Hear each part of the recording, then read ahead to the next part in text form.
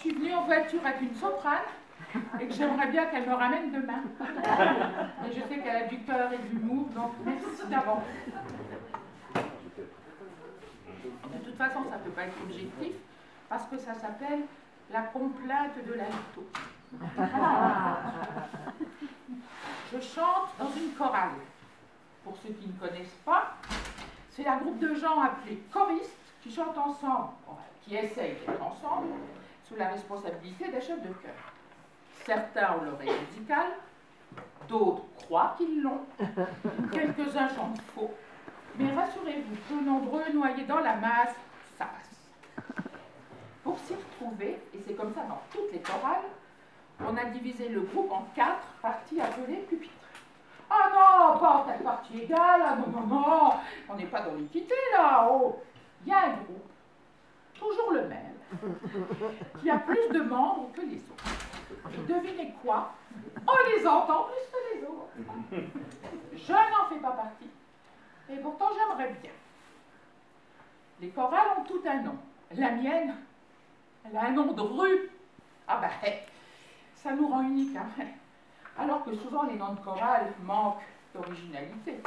Je vous épargne tous les saints du calendrier, on croirait des stations de métro. Je vous épargne les voce, chorus, opus, clés des chants, les jeux de mots entre cœur et cœur, avec ou sans H, dans un sens ou dans l'autre, ou les diaphonies. Mon choral, c'est le cœur choisi, comme l'avenue. Et en plus, vous repérez le jeu de mots avec le verbe choisir? Ah ben là, ça en jette, non. Bah, il faut dire qu'on appartient à la poste. Enfin, pas moi. Hein. Je fais partie des externes. Bah, ils nous acceptent maintenant parce qu'on paye plus cher et qu'ils ont besoin de sous. Mais par les prix qui sont doublés, ils ne nous distribuent pas. Non. Le pupitre, composé du groupe qui a plus de membres que les autres, se nomme soprane. Pour en faire partie, il faut être une femme ou transgenre, mais on n'en a pas encore. Une femme avec une voix aiguë. Encore que la notion d'aigu chez nous, il faut voir. Moi, par exemple, je monte au ré, voire au mi bémol, et parfois même au mi. Ah si, ça m'arrive. Pas sûr qu'elle monte tout au mi, les primadonnas des cimes. Certaines restent coincées dans les branches du bas.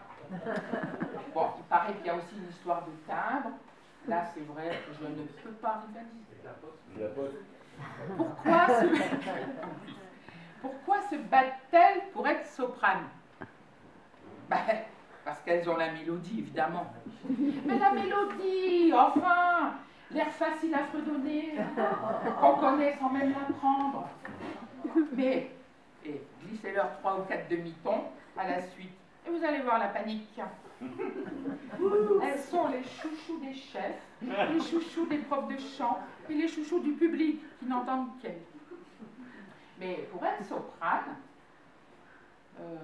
la voix ne suffit pas. Ah non, il faut une psychologie appropriée. Car dans une tête de soprane, être soprane signifie être une cantatrice, une diva.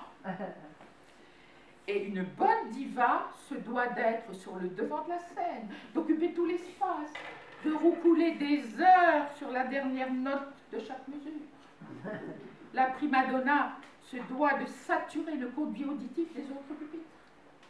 Bref, de se donner en spectacle. Unique star en quête d'acclamation. Des vrais pros du showbiz, les sopranes. À côté, il y a les altos. Comme moi.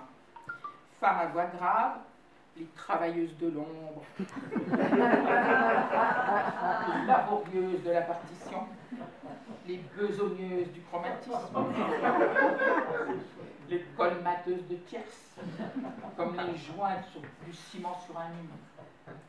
D'ailleurs, certaines sopranes disent, ah si, on m'a fait le coup il y a 3 ans à Damary, que l'alto est au service de la soprane.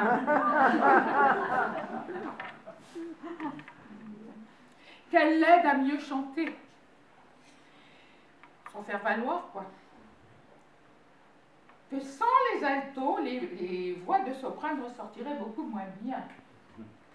Quand j'ai entendu ça, j'étais émue aux larmes, bouleversée. Je découvrais soudain le sens de ma vie. Non, je ne chante pas pour mon plaisir. Ah, non, non, non. Je sers à faire chanter les sopranes. Je suis une sorte de châssis, de coffrage. Depuis, je me sens pousser des ailes. Je suis surmotivée. Tu fais quoi à la chorale? Oh ben, je colmate, je bétonne, à soubassement, quoi. Waouh, ah ouais, ça fait envie. Forte de cette expérience, je déconseille vraiment aux chorales qui recrutent des altos d'utiliser cet argument de vente. Il se pourrait que ce soit contre-productif. D'autres disent qu'on entend les altos quand elles se taisent. Parce qu'il y a quelque chose qui manque. Si au moins c'était vrai, mais pas du tout. Parfois, à la répétition, les altos s'arrêtent de chanter. Bon, parce qu'elles sont perdues, d'accord. Mais que croyez-vous qu'il se passe? Rien. Les autres continuent de chanter comme si de rien n'était, sans elles. Même le chef n'entend pas qu'elles sont plus là. Tout le monde s'en fiche. Toutes ces douloureuses épreuves amènent les altos à se venger, car elles ont un pouvoir extraordinaire. À quelques-unes, d'une voix douce, timide, mine de rien, elles sont capables de faire baisser toute une chorale.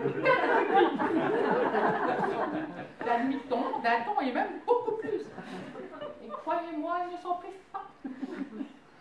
Alors, il suffirait d'une petite mélodie à l'occasion pour remonter leur morale et faire grimper mécaniquement leur voix.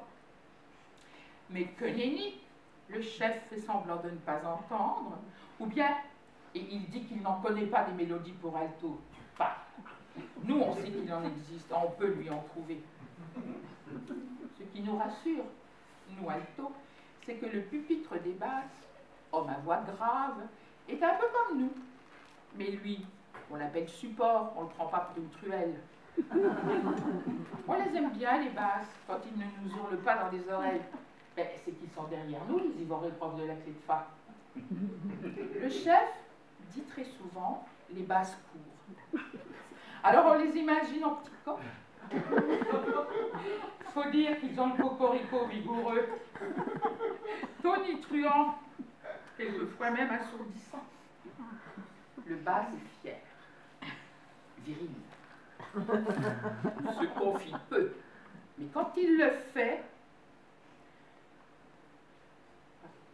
surtout à une oreille d'alto compatissante, bah, quand on mange le même basset, on se comprend.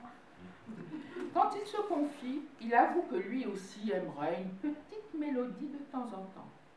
Eh bien moi, monsieur, je veux bien faire des ouh pendant tout un chant pour leur faire ce plaisir. Parce qu'on a un avantage sur eux.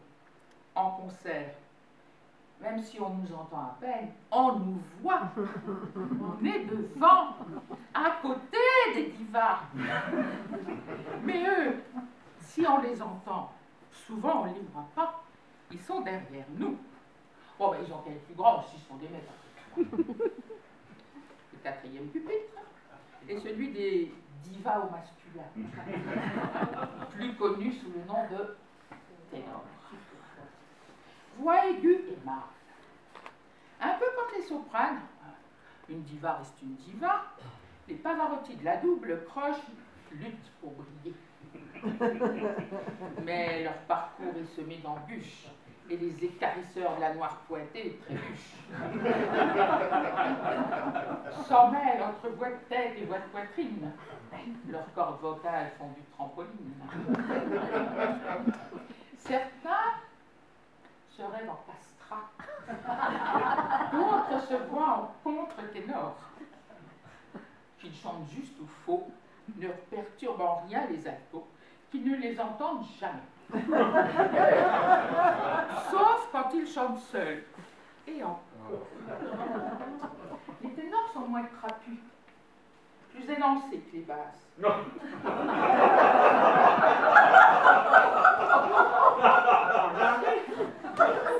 Aussi, en concert, bien que derrière les sopranes, on les voit.